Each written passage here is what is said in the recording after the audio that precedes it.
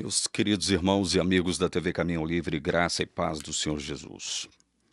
Olha, eu fui obrigado a apagar o meu último vídeo que eu postei mais cedo, no dia de hoje, 7 de agosto de 2024, porque eu achei que não ficou muito legal, né?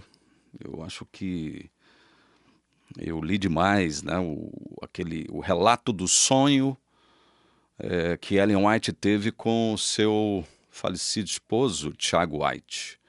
Inclusive, eu achei essa descrição do sonho, esse relato, muito bem elaborado, né? Porque normalmente a gente tem sonhos e sonhos eles não são tão demorados assim, né? Eles não seguem uma sequência lógica dos fatos, né? Normalmente os sonhos são quebrados por imagens desconexas, não é verdade? Mas o fato é que não ficou legal, não ficou muito legal, não gostei, então resolvi apagar o vídeo e vamos nos ater apenas aos comentários. O fato é o seguinte: aqui neste livro intitulado O Caso White, de Sidney Cleveland, ex-pastor adventista, o caso White desvendando os mitos sobre Ellen White, há aqui um capítulo dedicado à questão do sonho que Ellen White teve com seu falecido marido, Tiago White. Tiago White faleceu no dia 6 de agosto de 1881. Deixa eu só confirmar a data aqui, porque eu não quero cometer nenhum tipo de erro ainda, que este erro não possa comprometer o conteúdo daquilo que a gente está expressando, divulgando aqui. Realmente, olha, 6 de agosto de 1881 foi quando Tiago White faleceu. A questão de um mês e quase uma semana depois do falecimento do seu esposo, Ellen White escreveu uma carta para o seu filho W.C. White em 12 de setembro daquele mesmo ano, 1881, querendo dele uma opinião sobre se ela deveria participar de uma reunião da Conferência Geral ou não. Isso porque ela já pressentia que talvez ela não seria muito bem recebida nessa tal reunião da Conferência Geral. Então ela escreve para o seu filho, e na carta que ela escreve para o seu filho, ela vai relatar um sonho, um suposto sonho, que a gente não sabe se isso aconteceu mesmo, né? Que ela teria tido com o seu esposo Tiago White, já falecido. Ela estava numa carroça e de repente ela se vê ao lado de Tiago White e ela percebe que Tiago estava no sonho, né? Ela teria percebido que Tiago não estava muito bem, não estava muito legal, apresentando um semblante muito triste. E aí Tiago White começa a entabular uma conversa com Ellen White, inclusive confessando que cometera alguns erros em vida, tal, e que ele queria que ela não cometesse os mesmos erros que ele cometeu, ou que ambos cometeram, né? Enfim, o relato do sonho, como eu disse, ele é muito bem elaborado, né? É um relato muito longo, extenso, cansativo. Eu estava me assistindo para ver alguma coisa, justamente para fazer esse tipo de autocrítica que eu estou fazendo agora. Eu falei, putz, não ficou legal, né? Não ficou legal, tá muito prolixo, tá muito modorrento, eu lendo demais esse negócio. Meu Deus do céu, que coisa chata. O resumo da ópera, né, e o que é mais grave, é quando Ellen White termina o relato do sonho que ela teve com seu falecido esposo, escrevendo ao seu filho. Ela diz assim, no final já, tá? Eu acordei, mas esse sonho pareceu tão real. Agora, ela escrevendo para o filho, né? Você pode ver e entender porque não me sinto obrigada a ir a Battle Creek com o propósito de assumir quaisquer responsabilidades na conferência geral. Não tenho nenhuma obrigação de comparecer à conferência geral. O Senhor me proíbe. Isso é o suficiente. Por que ela disse isso aqui, que o Senhor a proibia?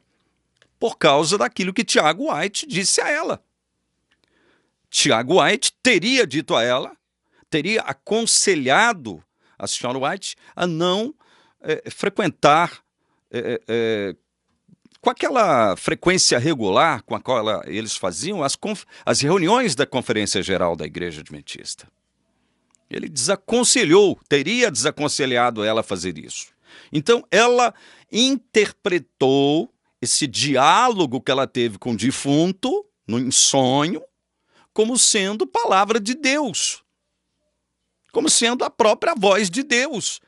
Isto aqui é que é terrível e espantoso em se tratando de uma pessoa que afirmou ser mensageira do Senhor, a quem a Igreja Adventista atribuiu, né,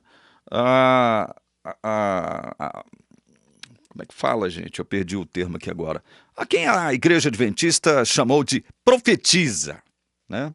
Não tem nenhuma obrigação de comparecer à conferência geral. O Senhor me proíbe. Isso é o suficiente. Quer dizer que o Senhor, por meio de Tiago White, já morto, em um sonho, teria proibido ela de frequentar as reuniões da conferência geral. É isso.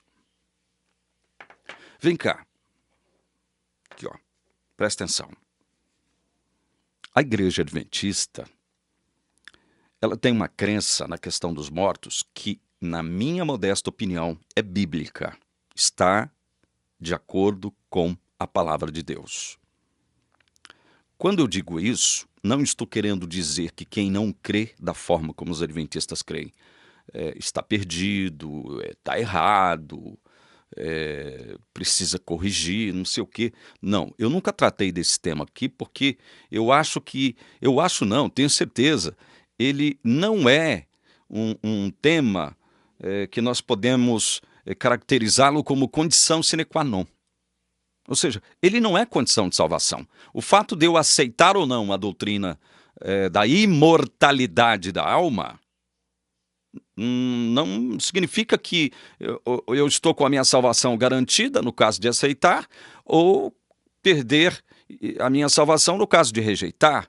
Não, essa doutrina, essa visão, né, essa teoria, essa tese, esse entendimento de imortalidade da alma, questão dos mortos, inferno, essas coisas, elas não são não são teorias, não são teses, não são entendimentos, não são opiniões que poderiam ser classificadas como condição sine qua non de nada. Então, dito isso, a Igreja Adventista tem uma crença de que quando uma pessoa morre, ela cessa de viver. Acontece um rompimento com a vida. Ela cessa de viver. E utilizando-se de exemplos do próprio Cristo, leia-se o relato da descrição da ressurreição de Lázaro em João 11, quando Jesus, né, diante da morte de Lázaro, já morto há 4 dias, os discípulos, né, admirados, por que Jesus não acudiu o seu grande amigo antes dele morrer? E Jesus diz aos discípulos, eu não vou ler para a gente ganhar tempo, que Lázaro dormia. Lázaro estava dormindo. Jesus se refere à morte de Lázaro como um sono. Ninguém pode negar isso. Ninguém pode negar isso. Jesus faz referência à morte de Lázaro como sono. O próprio apóstolo Paulo, em 1 aos Coríntios, capítulo 15, também se refere à morte como sono. Depois também, em Tessalonicenses, salvo engano, 1 Tessalonicenses, ele também, capítulo 4, ele se refere aos mortos como se estivessem o quê? Dormindo. Ninguém pode negar isso que eu estou afirmando aqui agora, porque isso é bíblico. Quem negar isso, nega a Bíblia. Então, diante, veja bem, de textos como esse, não, é lógico que a doutrina não está baseada somente nesses 3 exemplos que eu dei aqui, escriturísticos, mas diante de exemplos como esse, é que a igreja vai admitir que, olha, o entendimento de alma para a igreja adventista, ele é diferente do entendimento de alma dos demais cristãos, católicos, evangélicos, protestantes, de um modo geral. Para a igreja adventista, alma somos nós. Eu sou uma alma, você que está me assistindo agora é uma alma. Nós somos seres compostos. Pó da terra e fôlego de vida. Somos seres compostos. Não somos seres simples, como Deus é. Deus não é um ser composto. Nós somos. Então, veja, a igreja até vai fazer uma equação, né? Uma espécie de silogismo. Pó da terra mais fôlego de vida igual a alma vivente, um ser vivente. Então, para a igreja adventista, alma sou eu, alma é você. Alma é uma pessoa. E para as demais visões cristãs, católicas e evangélicas? Como é que é o conceito de alma? O conceito de alma imortal seria o conceito de um ser em forma etérea, né? Ou seja, é um ser, é uma pessoa, certo? Mas que não tem o quê? Carne e osso. É como se fosse um fantasma. É como se fosse, agora atribuindo, pegando o termo bíblico espírito e atribuindo a ele um sentido bem coloquial, né, bem livre, bem popular, né? Um espírito não teria carne nem ossos. Inclusive Jesus chegou a dizer isto, né? Quando ele teve que provar ali para Tomé que era ele mesmo que estava ali, ressurreto em corpo perfeito. Tomé teve que ir lá tocar no lado de Jesus, né? Checar as mãos de Jesus. E Jesus teve que afirmar para ele que um espírito não tem carne nem ossos. Veja, não é que Jesus estava afirmando, eu estou falando do ponto de vista das criaturas, a existência de espíritos. Jesus não estava chancelando a existência de criaturas espirituais sem carne e sem osso. Não, senhor, isso aí é forçação de barra. Querer, através desse texto aí, enfiar água abaixo das pessoas, essa ideia é muita forçação. É arbitrariedade exegética, né? É uma arbitrariedade hermenêutica e exegética ao mesmo tempo. Entendeu? Então, isso não quer dizer que Jesus estava chancelando a ideia de que existem criaturas sem carne e sem osso. Não, é de acordo com a imagem popular, a ideia geral, mitológica, lendária. Inclusive, essa era uma questão muito em voga, né? Nos demais povos pagãos, né? Nas nações idólatras, que não aceitavam o governo do Deus criador de todas as coisas, o Deus de Israel, que havia se revelado a Israel. Então isso era uma ideia muito difundida, em voga, né? E de algum modo essa ideia, como a gente percebe em alguns textos bíblicos, essa ideia conseguiu penetrar, parece que no inconsciente, até mesmo dos judeus, né? E eles também tinham essa questão de acreditar na existência de criaturas espirituais compostas apenas de um corpo sem carne e sem osso, né? Seres autônomos, sem carne e sem osso. Tanto é verdade que quando Jesus, depois de fazer a multiplicação de pães, numa determinada circunstância lá na Galileia, né? Jesus sobe ao monte para orar. Como já estava ficando tarde, os discípulos queriam atravessar o mar da Galileia para ir para Cafarnaum, pegaram um barquinho e foram, sem Jesus. E Jesus, já era noite, eles tinham caminhado ou navegado cerca de 6 quilômetros mais ou menos.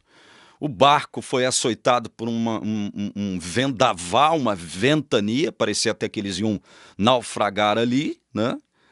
Então Jesus, ele desce o monte depois de orar e vai caminhando sobre o mar, ao encontro dos discípulos. Eu fico imaginando à noite, né? Uma escuridão danada, e vento soprando, enfim, o medo, né? Aterrorizando todo mundo. Aí eles, uma certa distância, eles conseguem, provavelmente, né? Essa é uma pressuposição, né? Enxergar ali as túnicas de Jesus, não de Jesus, mas de um ser andando sobre as águas, começaram a gritar: é um fantasma! Vamos morrer mesmo! Se não for pelo vento, vai ser pelo fantasma. Mas não era um fantasma, se tratava de Jesus Cristo. Então, a gente percebe, diante dessa reação, que havia realmente essa ideia, né, de criaturas espirituais sem carne e sem osso. Ou seja, eles acreditavam na existência desses seres, que eram criaturas. Muito bem. Dito isso, eu quero ler aqui 3 versículos de Eclesiastes, só para consubstanciar a ideia, a opinião, a sustentação de uma crença sobre morte diferente das demais, sustentada pela Igreja Adventista, ok? Vamos lá. Eclesiastes 9, eu vou ler primeiro os versículos 5 e 6 e depois o 10. Porque os vivos sabem que vão morrer, mas os mortos não sabem nada e não têm nenhuma recompensa a receber, porque a memória deles jaz no esquecimento. Amor, ódio e inveja para eles já não existem mais. Eles estão afastados para sempre de tudo o que se faz debaixo do sol. Tudo que vier às suas mãos para fazer, façam conforme as suas forças, porque na sepultura, que é para onde você vai, não há obra, nem projetos, nem conhecimento, nem sabedoria alguma. Veja, interessante isso aqui. Primeiro, eu gostaria de perguntar: o livro de Eclesiastes, escrito pelo rei Salomão, foi inspirado ou não? Essa pergunta pode parecer idiota, mas é uma pergunta retórica que pretende suscitar um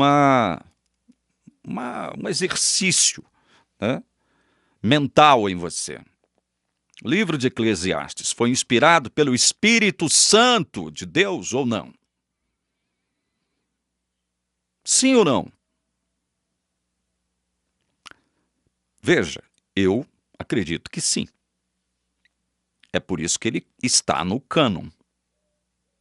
No cânon considerado protestante. E também no cânon católico. Lá também existe o eclesiástico. Mas o eclesiástico não foi considerado um livro inspirado. Eclesiastes, sim. Então eu acredito na inspiração de Eclesiastes. Primeiro eu tenho que dizer isso. Se eu acredito na inspiração de Eclesiastes, eu não posso colocar, não é só Salomão, não, é Moisés também, contra Jesus e os apóstolos, nessa questão da doutrina dos mortos, ou da imortalidade da alma. Eu não posso colocar um escritor bíblico contra o outro. Eu não posso colocar um livro bíblico contra outro, para tentar construir a ideia de uma doutrina. Não posso, eu não tenho essa autoridade. Vocês concordam comigo até aqui? Por que eu estou dizendo isso? Porque boa parte do entendimento de alma imortal, acreditado, crido, expresso e postulado pelos os cristãos evangélicos e pelos nossos irmãos católicos, vem da onde? Vem dos escritos neotestamentários, certo? Você ouve falar muito em inferno onde? Nos evangelhos. né? Jesus citando o inferno, né? Você vê Jesus ali em Mateus 10, não vamos ler agora para ganhar tempo, encorajando os discípulos a não temerem os sofrimentos e perseguições, dizendo o seguinte: olha, não temam aqueles que podem matar o corpo, mas não podem matar a alma. Então aí os católicos e demais evangélicos que acreditam na imortalidade da alma pegam textos como esses, descontextualiza-os, já que eu estou falando de vários textos e não somente desse, né? Incute ali um critério hermenêutico contestável para chegar à conclusão de que a alma é imortal. Vem cá, será que quando Jesus diz ali, olha, não temeis os que podem matar o corpo? Aliás, vamos ler para a gente não... O assunto é tão delicado que a gente não pode confundir, não. Eu já gravei um vídeo, estou gravando outro aqui só para explicar melhor. Então a gente tem que ter responsabilidade. Vamos lá, vamos ler. Não temam os que matam o corpo, mas não podem matar a alma. Pelo contrário, temam aquele que pode fazer perecer no inferno tanto a alma como o corpo. Então veja, detalhe, palavra inferno aqui, refere-se a quê? Segundo o entendimento dos protestantes e católicos tradicionais, se refere a um lugar de tormento, que seria onde, segundo o que ficou convencionado entender, seria no seio da Terra, do planeta. Esse inferno, ele está aqui, na Terra. Ele existe aqui, no seio da Terra. Existiria. Eu estou falando em termos de hipótese, porque eu não acredito nisso. Bom, então Jesus cita inferno, e depois Jesus, ele chancela aquilo que eu acabei de falar aqui agora, que nós, criaturas, somos seres compostos. Compostos por corpo e alma. Quando Deus criou o homem lá no Jardim do Éden, lá no início de tudo, ele primeiro cria Adão do pó da terra, cria ali o que nós convencionamos chamar de um boneco, uma estátua, né? E depois ele faz o quê com esse boneco? Sopra ali nas narinas o ruach, que é a palavra hebraica para espírito ou fôlego de vida.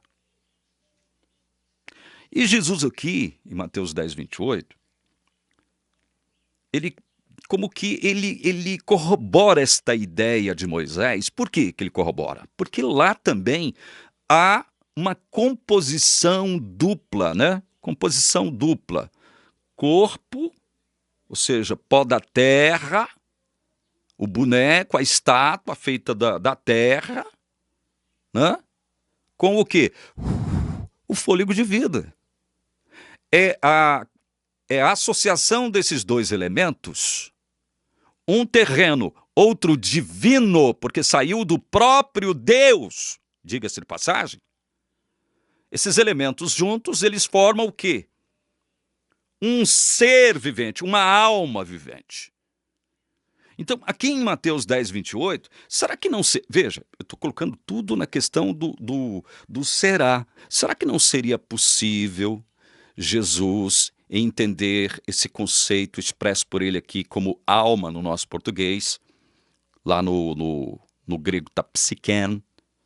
Será que Jesus não teria em mente essa vida, a vida que procede de Deus e que a Bíblia aqui mesmo no livro de Eclesiastes, no capítulo 12, olha lá, vamos voltar lá em Eclesiastes, capítulo 12, vamos ler os versos 6 e 7 para contextualizar, porque Salomão, ele metaforiza essa questão, ele se utiliza de algumas metáforas para poder explicar o que acontece na morte. Então ele diz lá, Eclesiastes 12,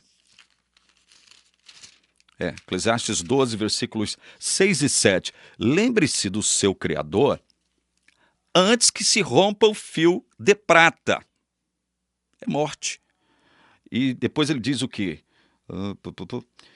Antes que se rompa o fio de prata e se despedace o copo de ouro, e se quebre o cântaro junto à fonte, e se desfaça a roda junto ao poço. Então ele está se referindo aqui à morte. Lembre-se do seu Criador antes de morrer. Tem que ser antes de morrer. Tem que ser antes.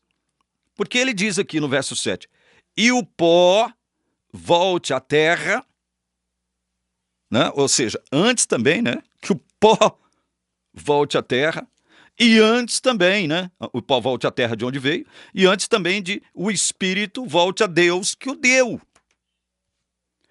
É assim que Salomão, o sábio rei Salomão, inspirado pelo Santo Espírito de Deus, descreveu o que acontece na morte.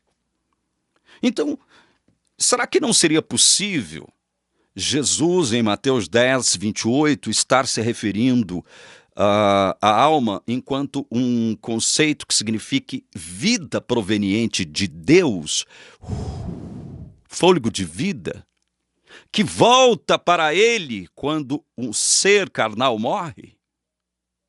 Será? Veja, por que eu estou com muito respeito a quem pensa diferente de mim, propondo esse questionamento? Para que haja realmente uma reflexão mais séria, mais prudente, mais equilibrada, mais sensata e muito mais próxima da realidade bíblica do que aceitar este negócio de existência de um lugar no seio da terra, no centro da terra, né? Como sendo o lugar onde o diabo e os seus anjos estão, produzindo tormento eterno sobre almas etéreas, seres vivos que não morreram, mas estão vivos, sem corpo e sem carne, estão sofrendo tormento eterno. Mas, veja, será que é difícil a gente querer um pouco de prudência, um pouco de equilíbrio, de bom senso e pensar numa exegese minimamente fundamentada por critérios bíblicos mesmo sobre essa questão, para que a gente possa chegar a um consenso?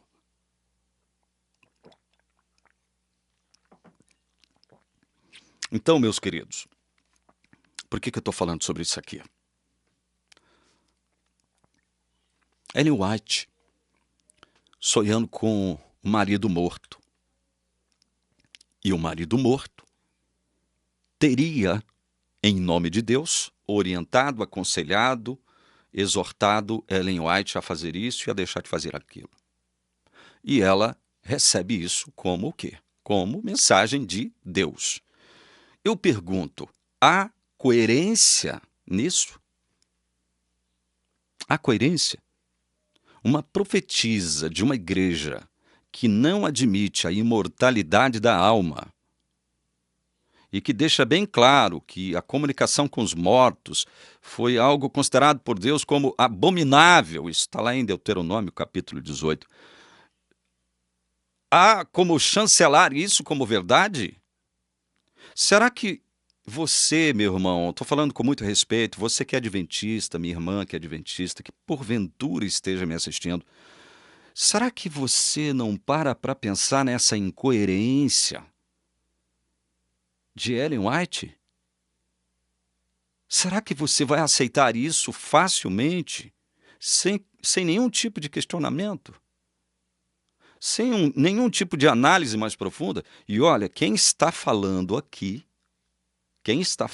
com vocês agora, nesse vídeo, é alguém que concorda com a visão adventista sobre a questão da alma, da morte e do inferno. Do inferno porque nós não cremos na existência de inferno. Da morte porque a morte para nós é uma cessação da vida. E para nós Não existe um ser criado, não existe uma criatura imortal. Não existe criatura imortal, independentemente de Deus. Não existe. E não venha querer me contradizer aqui, não. Falar que eu estou me contradizendo quando eu acrescento o independentemente. O que eu estou querendo dizer é o seguinte: a Bíblia afirma categoricamente, o apóstolo Paulo faz isso, afirmar categoricamente o quê? Que o único ser imortal em todo o cosmos é Deus, Pai, Filho e Espírito Santo.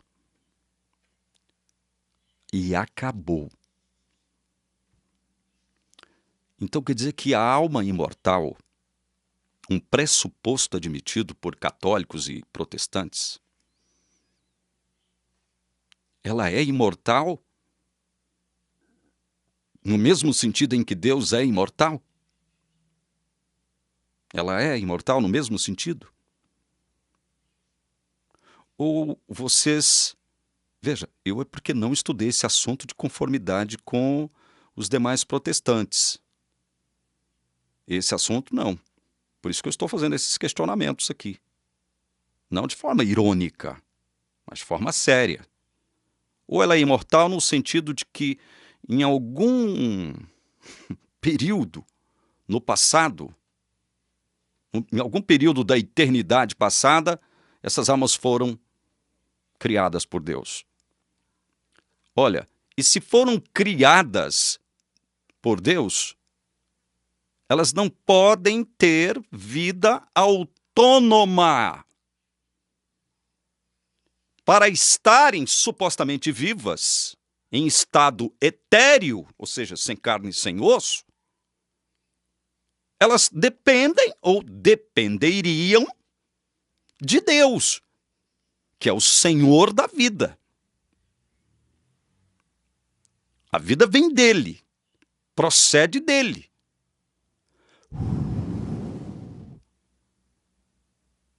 Então, assim, como é que é essa história, então?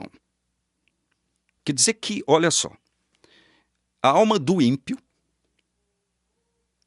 vai para o colo do capeta, vai lá para o inferno, um suposto lugar no centro da Terra, no seio da Terra, no seio do nosso planeta. A alma do ímpio vai para lá, onde estão Satanás e seus anjos, atormentando essas almas que não creram em Deus. Então, ao morrerem, elas já recebem a sua recompensa, não é verdade? Segundo o entendimento de vocês, que aceitam a doutrina da imortalidade da alma. Mas a Bíblia está dizendo aqui, olha, os vivos sabem que vão morrer, mas os mortos não sabem nada. E não têm nenhuma recompensa a receber. Nenhuma recompensa a receber, seja boa, seja má. Os mortos não recebem a recompensa, seja boa, seja má, logo após a morte natural. Porque é sobre isso que Salomão está falando. Salomão não está falando aqui da segunda morte, que será resultado de um juízo final. Há que se entender isso também. Então, com a ideia de que a alma do ímpio vai para o colo do capeta, vai para o inferno, imediatamente após morrer, então ela estava viva, morre, mas passa a viver numa outra dimensão. Então veja, a vida, a morte e a vida. Vida, morte e vida. No final, a morte mesmo é só uma ideia, é só um conceito. Seria só apenas a morte do corpo. E aí, no juízo final, escutem, no juízo final, quando Deus tiver que ressuscitar todos os ímpios para condená-los de forma definitiva, ele vai fazer isso, segundo Apocalipse capítulo 20, Deus tem que chamá-los à vida de novo. e trazê-los à vida. E Deus não os julgará enquanto seres etéreos, almas etéreas, sem carne e sem osso, não. Vai ressuscitá-los. Só existe ressurreição de fôlego de vida e carne, osso, corpo. Deus vai ter que trazê-los à existência dentro daquele corpinho maravilhoso que eles tinham quando morreram, né? Stalin, por exemplo, Hitler, Nero. Essas figuras aí. Eu creio que vai estar lá também Luiz Inácio, Xi Jinping, Putin, eu creio que vai estar lá também, né? O Kim Jong-un, eu creio que vai estar lá também, na ressurreição dos ímpios, lá no juízo final. Deus vai ressuscitá-los com aquele corpinho lindo e maravilhoso com o qual eles morreram. Deus não vai julgar almas etéreas. Vai trazê-los de volta à vida. Ressurreição, afinal de contas, é o quê? Vamos para o outro lado. Já que vocês não aceitam o que a palavra de Deus está falando aqui, ó. Sem recompensa para quem morre, a morte natural. Sem recompensa imediata. A própria morte em si já é uma espécie de recompensa prévia. Mas sem esse negócio, ó, vai para o inferno o ímpio. Agora vamos para o outro lado. O lado de cima. O justo morre. E vai para onde, segundo o entendimento dos imortalistas? Para o céu. Vai para o céu. Acontece que Jesus vai ter que voltar à Terra. E eu creio que não vai demorar muito tempo. Quando eu digo não vai demorar muito tempo, eu creio que dentro dos próximos 50 anos, 70 anos, quem sabe Jesus vai voltar. Talvez não, com toda certeza eu não vou estar vivo para ver a volta de Jesus, mas que ele está muito próximo de voltar e ele está. Mas o quê? Jesus vai voltar. E aí o que vai acontecer quando ele voltar? Eu não estou lendo os textos porque nós vamos voltar a esse tema e eu quero estudar todos os textos. O que Paulo diz em Tessalonicenses? Que quando Jesus estiver voltando, juntamente com todos os anjos com ele, ao som de trombetas, sem dúvida nenhuma será o espetáculo mais glorioso que esse planeta já viu. Ao som de trombetas. O que ele vai fazer primeiro? O que ele vai fazer primeiro? Trazer à vida ou ressuscitar os mortos que morreram crendo nele.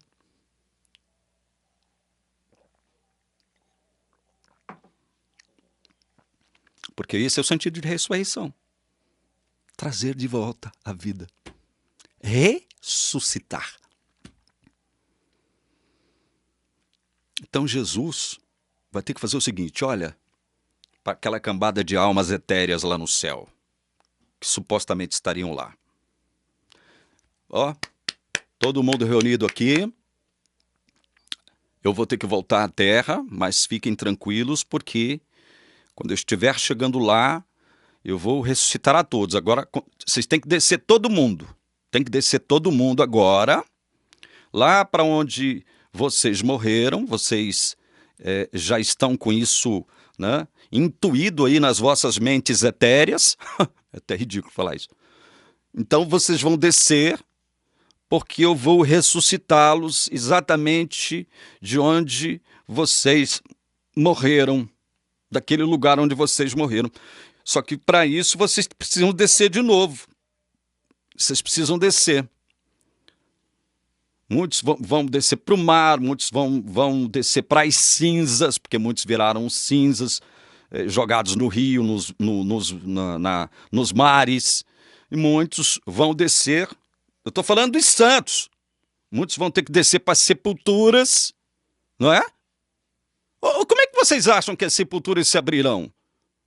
As sepulturas se abrem, aí a alma desce num corpo que já está ali preparado? Ou Deus já prepara o corpo e as sepulturas, ao se abrirem, traz a vida, traz a existência, traz a lume, traz a baila, um corpo já glorificado. Segundo o relato de Paulo, me parece que é isso que vai acontecer. Só que todas as almas terão que descer, porque elas serão ressuscitadas da terra. Da terra, não de lá. Outra coisa, uma alma dessas ingênuas que poderiam existir lá no céu, poderia chegar para Jesus e dizer: Senhor Jesus, está tão bom aqui. Não sinto frio, não sinto fome, não sinto sede, não sinto dor nem calor. Esse ambiente aqui é glorioso, harmonioso, é maravilhoso, né? Só tem coisa boa aqui. Apesar de eu não poder desfrutar, porque eu sou etéreo, não tenho corpo, então como é que eu, que não tenho corpo, né? Eu posso comer uma maçãzinha aqui do céu, provar uma uvinha celestial, tomar um vinhozinho celestial. Apesar disso, tá muito bom aqui, eu quero ficar aqui. Já tá bom demais, que eu não quero voltar para lá. Nossa, me perdoem, mas isso é ridículo. Isso é ridículo. Eu não estou chamando de ridículo quem crê nisso, na imortalidade da alma. Estou falando que a ideia por si, sim, ela é ridícula. Né? E aí, outro texto que os imortalistas vão pegar é aquele que se encontra lá em Lucas. É quando Jesus relata lá como é que é a parábola do rico e Lázaro. Vixe, abri em João aqui. Nada a ver. Se não me falha a memória, Lucas 16. Isso, Lucas 16, a partir do verso 19. Outro texto que os imortalistas tomam para poder sustentar a ideia de uma vida após a morte, de uma alma imortal, tanto de ímpio quanto de justo. Vamos lá, então. A partir do verso 19. Ora, havia certo homem rico que se vestia de púrpura e de linho finíssimo e que se alegrava todos os dias com grande ostentação. Havia também certo mendigo chamado Lázaro, coberto de feridas, que ficava deitado à porta da casa do rico. Este desejava alimentar-se das migalhas que caíam da mesa do rico, e até os cães vinham lamber-lhe as feridas. E aconteceu que o mendigo morreu e foi levado pelos anjos para junto de Abraão. Olha, quer dizer que as supostas almas imortais e justas, quando morrem, são levadas para como é que fala aqui? Junto de Abraão. Algumas tradições antigas dizem seio de Abraão. Muitos dizem que esse seio de Abraão não é o mesmo céu, não é o paraíso, mas como não entender assim? Que isso possa ser o paraíso ou que até mesmo possa ser o céu, né? Como não entender assim? Mas tudo bem, vamos lá. Então quer dizer que pelo fato de ser mendigo e estar à porta de um rico e dele morrer, porque a parábola não diz se ele era um mendigo crente e nem um mendigo ímpio, descrente. A parábola simplesmente diz que ele era um mendigo. Então, será que todo mendigo será levado pelos anjos para o seio de Abraão? Tem esse detalhe. Outra coisa, morreu também o rico e foi sepultado.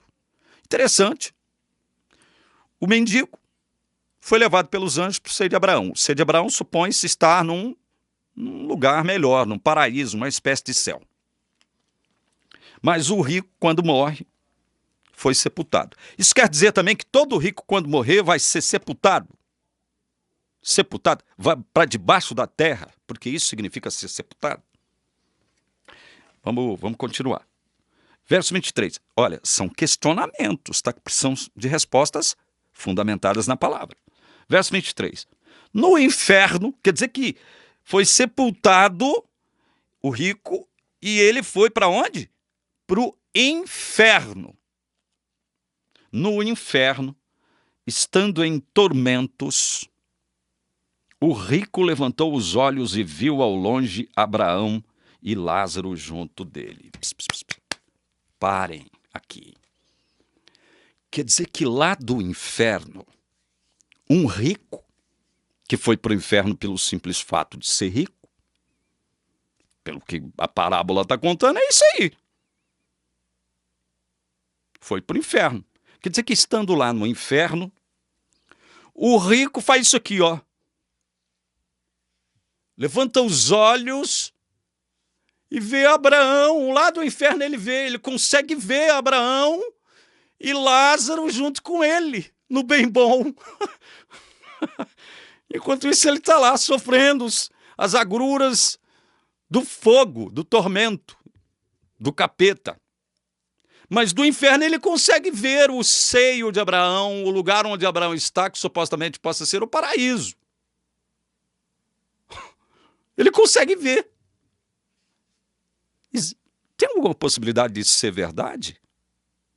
Tem.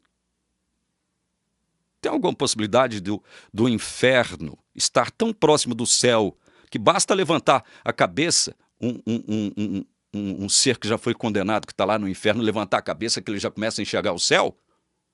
E se o cara que foi condenado e está no inferno, lá, o rico aqui da parábola, ele consegue levantar e ver Abraão e Lázaro lá, o mendigo, os de lá não poderiam vê-lo também no inferno, no tormento?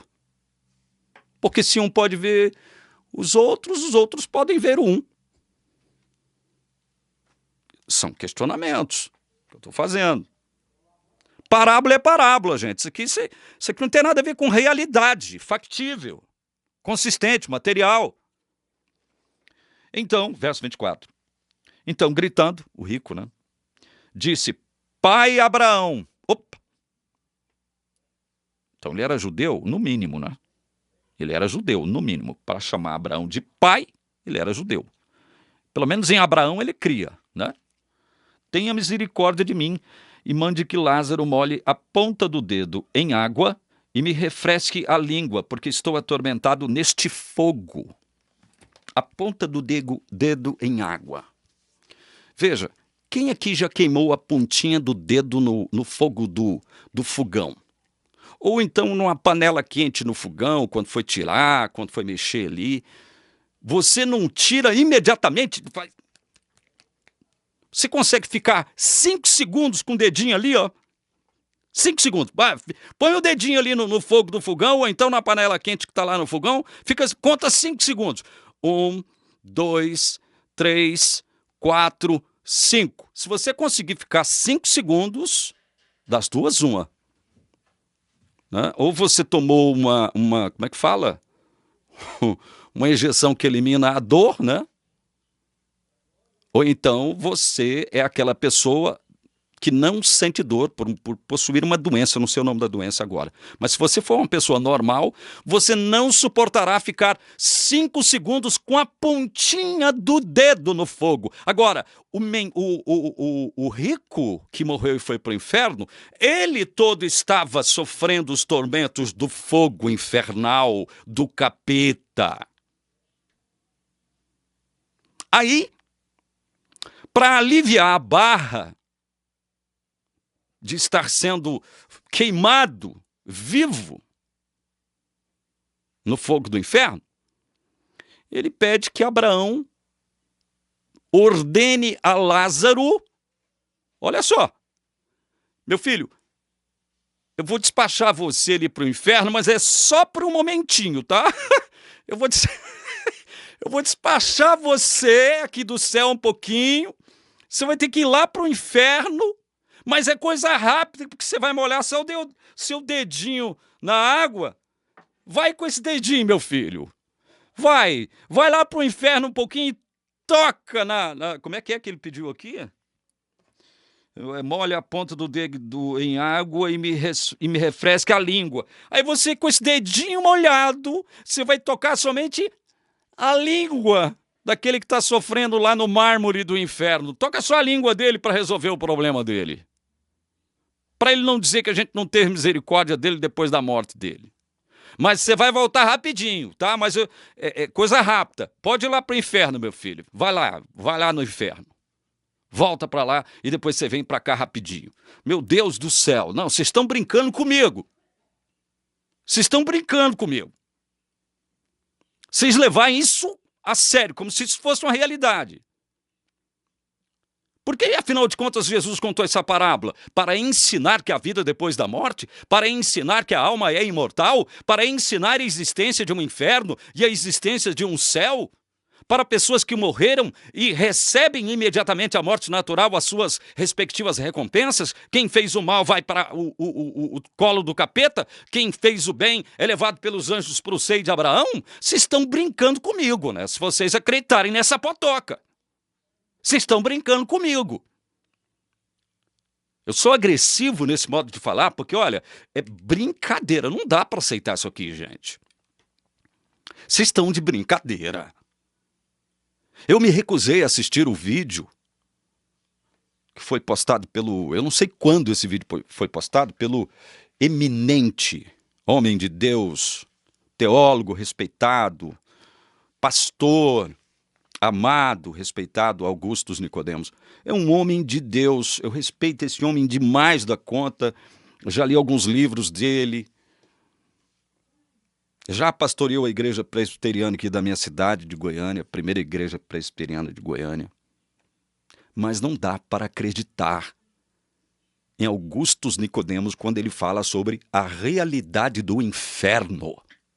Vocês estão de brincadeira. Vocês estão de brincadeira. Não dá para aceitar isso.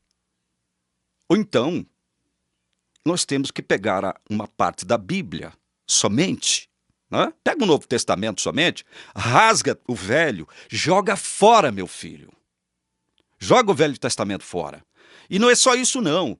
Você vai ter que aceitar alguns critérios hermenêuticos inválidos, contestáveis, altamente contestáveis, para se chegar à conclusão de que Jesus aceitou, Jesus propugnou, Jesus postulou, Jesus afirmou a realidade do inferno.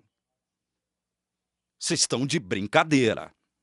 Tem gente que acredita que Jesus, quando morreu, ficou 3 dias e 3 noites ali foi lá para o inferno pregar para os espíritos em prisão. É uma expressão utilizada no nosso português pelo apóstolo Pedro em uma de suas epístolas. Não? Jesus morreu numa sexta-feira, passou a noite de sexta para sábado no túmulo e de sábado até a manhãzinha de domingo. Então ele não ficou literalmente 3 dias e 3 noites no seio da terra, não é? Mas ele foi para o inferno? Pregar aos espíritos em prisão? Por que será que Jesus iria para o inferno pregar? Não é julgar, é pregar. Pregação significa pregação do Evangelho. A pregação na Bíblia é pregação do Evangelho. Este conceito de pregar, ele evidencia que a mensagem é positiva, não negativa. Então, será que Jesus estaria oferecendo uma segunda oportunidade, mesmo para aqueles que estavam lá no inferno? Vocês estão de brincadeira. Vocês estão de brincadeira. E aí, ó, com muito respeito a vocês, tá? É que eu digo isso. Católicos, protestantes, evangélicos dos mais diversos matizes. Vocês estão de brincadeira. Outra coisa, Jesus não disse em João capítulo 20, verso 17, logo após a ressurreição, que foi reconhecido por Maria Madalena. Maria Madalena, por reconhecer que Jesus estava ali diante dela, lindo, maravilhoso, com corpo glorificado, perfeito, quis abraçar o mestre querido e o mestre falou, olha, não se aproxime, não me detenha, porque eu ainda não subi para meu Pai. Então, alguém poderia dizer, tá vendo como isso é uma prova de que ele foi realmente para o inferno? Ele não foi para o céu, ele foi para o inferno pregar para os espíritos em prisão.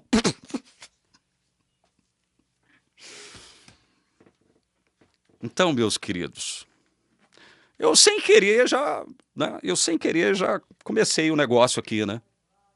Mas tá bom, eu vou encerrar esse vídeo dizendo o seguinte. Eu respeito, e respeito mesmo, todos os meus amigos e irmãos que acreditam na imortalidade da alma na existência de inferno e na recompensa imediata dos mortos, dessa morte natural. Eu respeito quem crê nisso. Eu não discuto esse assunto com quem quer que seja. Nunca briguei por conta desse assunto depois de sair da igreja adventista. Nunca. Porque eu entendo que este entendimento, esta tese, esta teoria, esta ideia, ela não é condição de nada. Ela não é condição sine qua non de nada. A nossa salvação não depende do nosso entendimento disso. Não depende. Nesse aspecto, eu a considero, o quê? Essa teoria, essa ideia, periférica. Tanto faz como tanto fez. Agora, se você analisar as consequências de se admitir, algumas consequências de se admitir esta ideia, olha, tanto eu quanto você correremos um sério risco de estarmos, de algum modo, trabalhando num processo de deturpação do santo caráter de Deus. Porque apesar de alguns dizerem que, assim como Dante Alighieri escreveu a Divina Comédia Humana, ele, no seu livro, ele descreve ali gradações de tormentos no inferno, né? O inferno para ele teria vários estágios. Um inferno para cada pecado, para cada pecador, muito embora também haja dentro do movimento evangélico alguém que possa dizer o seguinte: olha, o pecador menos pecador, o fogo que o atormentará será um fogo mais brando, diferente do fogo que vai atormentar, e eu vou utilizar do exemplo aqui, Stalin, Hitler, Nero e outros monstros da história da Terra. Isso afirmou, não exatamente com essas palavras, aquele debochado que vive aqui sentando a lenha na igreja adventista, dizendo que existem 9 razões do porquê um adventista não será salvo. Durma com esse barulho, esse cara é muito debochado. Ele é muito debochado, eu tenho que rir na cara dele. Eu tenho que rir das patetices dele, das contradições, das incoerências dele, inclusive dessa. Mas no que diz respeito à quantidade de tempo, ou seja, duração da pena, Deus será injusto sim, porque a duração da pena será igual tanto para o pecadorzinho quanto para o pecadorzão monstrão, toda a eternidade. Parabéns para vocês que sustentam essa ideia, especialmente para você, o debochado. Especialmente para você aí, ó, seu carequinha debochado. Parabéns para você por sustentar isso. Deus é justo, né? Deus é justo, não é? A Bíblia diz que Deus é justo, eu acredito que Deus seja justo mesmo, de fato e de verdade. Então, ele, em questão de duração da pena, a penalidade no quesito duração vai ser igual, tanto para o pecador, o pecadorzinho, humildezinho, mas que foi descrente, não creu em Jesus Cristo, e vai para o lago de fogo, quanto para o monstrão, Stalin, Hitler, Vladimir Lenin, Kim Jong-un, Xi Jinping. A duração da pena vai ser a mesma, né? Quanta justiça nessa ideia, não é verdade? E um outro detalhe para arrematar essa história. Então não existe morte. Morte é só uma ideia. Só uma ideia. Só um portal. Estou me utilizando de um termo muito espírita aqui agora, né? É só um portal. Você sai de uma vida, atravessa esse portal que muitos chamam de morte e assume outra vida. Então quer dizer que durante a eternidade toda séculos dos séculos, você vai ter que conviver com a ideia de que alguns entes queridos, muito queridos seus, que não vão para o céu, não serão salvos, estarão no seio da terra pegando fogo, enquanto você se delicia na eternidade, no reino de Deus. E Deus terá que sustentar a vida tanto dos salvos quanto sustentar a vida pós-mortem dos ímpios. Porque se estão vivos nessa condição de tormenta, é porque Deus está sustentando eles. Porque vida procede de Deus. E morte para vocês seria só uma ideia, um portal. Na verdade, a morte não existe, né? Isso se parece muito, sabe com o quê? Com aquela balela do diabo para Adão e Eva lá no Éden. Durmam com esse barulho aqui. Olha, eu não quis ofender você que crê na imortalidade da alma. Você vai continuar sendo meu irmão querido. Especialmente, eu estou falando agora, especialmente aqui para alguns amigos que eu fiz aqui na TV Caminho Livre. E que estão com seus canais aí fazendo um trabalho maravilhoso no sentido de despertar o povo adventista para o verdadeiro evangelho.